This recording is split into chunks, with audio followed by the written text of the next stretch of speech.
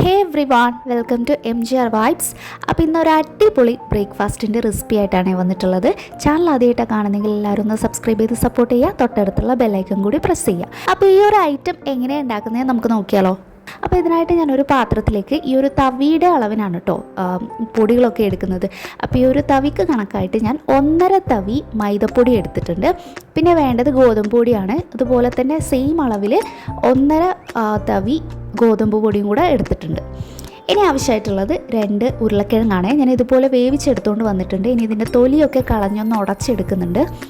അപ്പോൾ ഇത് ഉടച്ചെടുത്തതിലേക്ക് കുറച്ച് ഗരം മസാല ചേർത്ത് കൊടുക്കുന്നുണ്ട്. പിന്നെ പാകത്തിന് ഉപ്പും മഞ്ഞൾപ്പൊടിയും കുറച്ച് മുളക് പൊടിയും കൂടെ ചേർത്തിട്ട് അതിലേക്ക് മല്ലിയിലയും കൂടെ ചെറുതായിട്ട് ഇട്ട് കൊടുക്കുന്നുണ്ട്. ഇതെല്ലാം നന്നായിട്ട് തന്നെ കുഴച്ചിട്ട് ഇത് നമുക്ക് നേരെ ഈ ഒരു പൊടിയിലേക്ക് ചേർത്ത് കൊടുക്കാം. അപ്പോൾ ആ പൊടിയിലേക്ക് ഞാനിതൊക്കെ ചേർക്കുന്നുണ്ട്. എന്നിട്ട് നന്നായിട്ട് തന്നെ ഇത് പൊടിയായിട്ട് മിക്സ് ചെയ്ത് കൊടുക്കാം. അപ്പോൾ ഈ ഒരു റെസിപ്പി സിമ്പിളുമാണ്, അത്രയും ടേസ്റ്റിയാണ്, വെറൈറ്റിയാണ് കേട്ടോ. എല്ലാവരും ഒന്ന് ഉണ്ടാക്കി നോക്കുക, എന്തായാലും എല്ലാവർക്കും ഇഷ്ടപ്പെടും. ഇനി നമുക്ക് ഇതിലേക്ക് ആവശ്യമായിട്ടുള്ളത് ചോറാണ്. ഞാൻ ഈ ഒരു കപ്പിന് പകുതി ചോറ് എടുത്തിട്ടുണ്ട്. ഇതിങ്ങനെ അരച്ചെടുത്തുകൊണ്ട് വന്നിട്ട് ഇതിലേക്ക് മിക്സ് ചെയ്ത് കൊടുക്കുന്നുണ്ട്. അപ്പം നന്നായിട്ട് ഇത് യോജിപ്പിച്ചെടുക്കുക. ഇനി നോക്കിയിട്ട് പതിയെ വെള്ളം ഒഴിച്ചിട്ട് ഇതൊന്ന് ലൂസാക്കി എടുക്കാം കേട്ടോ. അധികം ലൂസായി പോകരുത്, എന്നാലൊട്ട് കട്ടിയോ ആവരുത്. ഈ ഒരു ദോശമാവിൻ്റെയൊക്കെ കൂട്ടുപോലെ നമുക്കിങ്ങനെ ആക്കിയെടുക്കാം. ഇപ്പം ഈ ഒരു രീതിയിലാണ് കേട്ടോ ഞാൻ ഇതിൻ്റെ ബാറ്റർ തയ്യാറാക്കി എടുത്തിട്ടുള്ളത്. അധികം കട്ടിയല്ല, ലൂസും അല്ലാത്ത രീതിയിൽ. പിന്നെ ഉപ്പ് നോക്കണം കേട്ടോ. ഉപ്പ് നോക്കിയിട്ട് ലാസ്റ്റായിട്ട് പാകത്തിന് ചേർത്ത് കൊടുക്കുക. ഇനി നമുക്ക് നേരെ ഇത് പാൻ എടുത്തിട്ട് ചൂടാക്കി അതിലേക്ക് ഒഴിച്ച് ഒരു തവി വീതം കോരി ഒഴിച്ച് ഇതുപോലെ ദോശ പോലെ നമുക്ക് ചുട്ടെടുത്തുകൊണ്ട് വരാം.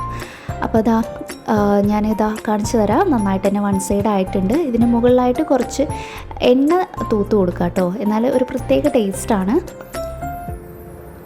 ഇത് 2 സൈഡും നന്നായിട്ട് മൊരിയിച്ചെടുത്തിട്ട് ചൂടോടെ കഴിക്കാൻ നല്ലൊരു ടേസ്റ്റാണ്. അപ്പോൾ ഇത് വീട്ടിലെല്ലാവർക്കും ഇഷ്ടമായിട്ടുണ്ടായിരുന്നു. നിങ്ങളും ഒന്ന് ട്രൈ ചെയ്ത് നോക്കൂ, ഉറപ്പായിട്ടും ഇഷ്ടമാവും. അപ്പം ഇത് ഇത്തിരി ഡിഫറെൻ്റ് ആണല്ലേ. അപ്പോൾ ഈ രീതിയിൽ നിങ്ങളൊക്കെ ഒന്ന് ട്രൈ ചെയ്ത് നോക്കുക. പിന്നെ ഒരു വേറെ കാര്യം എന്താണെന്ന് വെച്ചാൽ ഇതിന് കറികളൊന്നും വേണ്ട കഴിക്കാനായിട്ട്. ഇതിൻ്റെ ഉള്ളിൽ നമ്മൾ ഉരുളക്കിഴങ്ങൊക്കെ ചേർത്ത് കൊടുക്കുന്നത് കൊണ്ട് തന്നെ കറി ഇല്ലാതെ തന്നെ നമുക്ക് കഴിക്കാനായിട്ട് പറ്റും. ഇനി കറി നിർബന്ധമാണെങ്കിൽ നമുക്ക് മുട്ടക്കറിയൊക്കെ ഇതിന് അടിപൊളിയായിരിക്കും കേട്ടോ.